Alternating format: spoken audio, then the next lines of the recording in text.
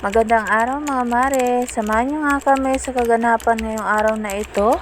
At eto nga ay pupunta kami sa ospital sa PCMC mga mare dahil tinawagan nga ako ng doktor sa gastro.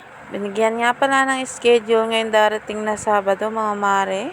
Tinubo nga siya mga mare kaya pumunta ako dito para sabihin sa kanila. At eto nga, nakausap ko na yung doktor mga mare at saglit nga lang kami dito. At dahil na-reschedule na naman ang colonoscopy at endoscopy ni Inday ko, kaya eto uwi na lang muna tayo mga mare at magantay. Buti na lang mga mare, nakisama ang panahon at mainit. Mahirap nga dito pumunta kung umuulan tapos may kasama ka pang bata, di ba? Tapos ang hirap nga ng panahon ngayon, umiinit tapos umuulan, kaya ang ending ang mga bata ngayon ay may ubot sipon at lagnat. Diyos ko. Ito nga, dumaan nga kami dito sa Fisher Mall para pagbigyan itong batang ito.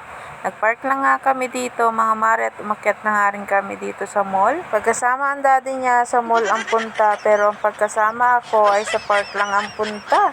At ayan niya, masaya yung batang ito. Nag-ikot-ikot nga lang kami mga mare dito para naman malibang-libang si Inday ko. Dahil 3 days nga siyang nilalagnat mga mare at inuubot sipon. At dahil kanina mga mare hindi siya nakapasok dahil ubo siya ng ubo. Di ko na nga siya pinapasok mga mare dahil baka makahawa pa. Ewan ko ba mga mare pag nasa labas ay parang walang sakit. At eto nga relax kami dito ng aking partner. Ayan, sasakit na ba naman ang mga katawan namin? Ay Diyos ko, iba na talaga tumatanda mga mare ko eh. Ito na yung ating hinahanap. Saglit nga lang kami dito mga mare at nagyaya maglaro ang batang ito. Madalas nga kami dito mga mare kaya ayan, alam niya kung saan siya pupunta. Maganda nga pala dito mga mare dahil mura lang at hindi ganong karaming bata. At eto nga mga mare, nagbayad na si daddy. Pasok na kami mga mare at ayan, excited nga ang bata.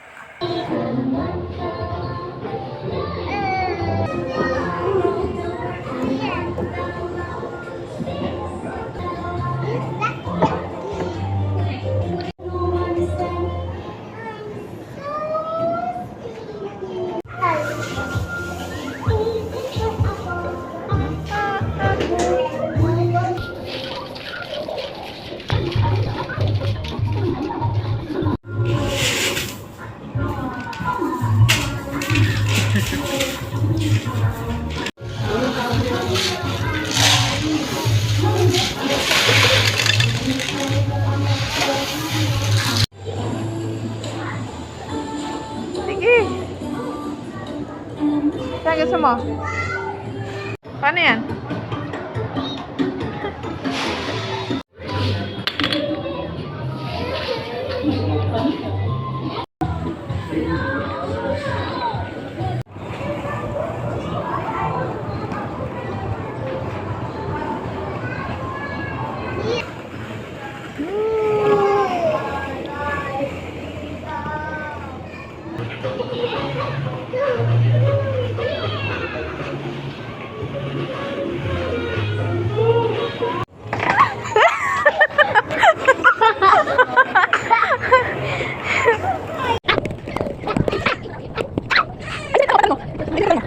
Alam niyo mga mare, swerte ko sa part na maayos yung naging partner ko.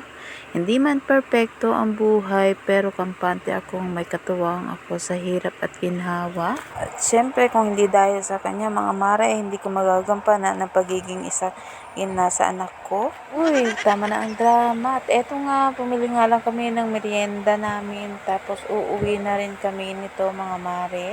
At ayan nga, naligaw-ligaw pa kami mga mare. At eto nga, dadaan kami sa Mercury para bumili ng gamot ni Inday ko. Kaya hanggang dito na lang mga mare. Salamat sa panonood. Bye!